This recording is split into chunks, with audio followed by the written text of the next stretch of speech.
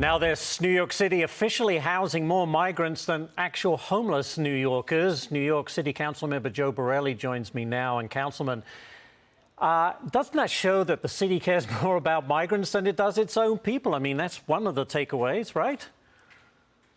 Yeah, I mean, I think it'll be even more evident in the next 3 or 4 days as the city publishes its budget for the upcoming fiscal year, and New Yorkers find out that there's about $2.5 billion less for services for people here because of basically cementing our status as the Western Hemisphere's refugee camp.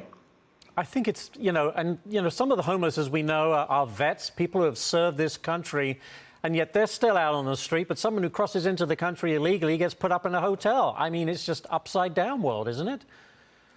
Well, I mean, keep in mind, even before this migrant crisis happened, the mayor was trying to push out some of the homeless from our subway stations and trains, and that was going sort of well. Now there isn't enough beds to even continue that program, as almost every single possible bed is taken by a migrant family. They've announced another 500-unit, basically a student dorm from a college will house another 500 families. So there is no off-ramp in sight. There is no reason to believe that this crisis alleviates itself anytime soon.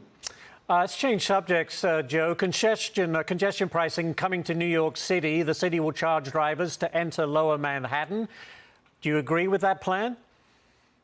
No, I mean, essentially what the governor announced is that driving is now a privileged best reserved for the rich. We just have to look across the pond to your native country to look at London and notice that it's still actually more congested than New York City, and 65% of Londoners voted against expanding their version of congestion pricing. So this is not something that'll work. The MTA's own documents show that it won't reduce congestion really anywhere. It won't actually even generate enough revenue for the MTA. And more importantly, it's going to have absolutely no impact on climate change or whatever. So this is just essentially a tax on hardworking middle-class people who just have the unfortunate necessity of needing a car for work. Yeah, speaking of London, you're absolutely right. It's still absolutely jam-packed in there. But anyway, I want to get onto this issue that's gotten a lot of pushback. The city looking to crack down on pizzerias that use wood and coal-fired ovens. Look, they would have to cut emissions by 75% based on these new rules. Given everything else that's going on in this city, Councilman, I mean, is this what we should be focusing on?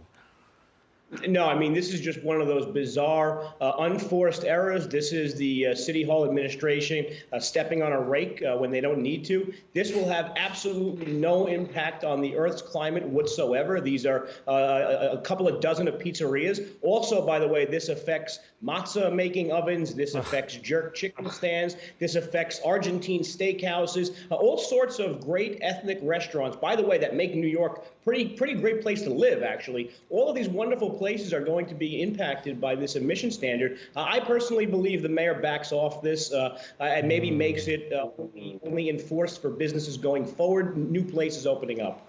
You know, these policies go on, they get more and more ridiculous, and yet the voters keep putting these, policymakers in office. I don't get it. I don't get it either, Ashley. I wish they would change direction. I do too. All right, we'll have to leave it there. But Councilman, thank you so much for joining us this morning. Yeah, thank you.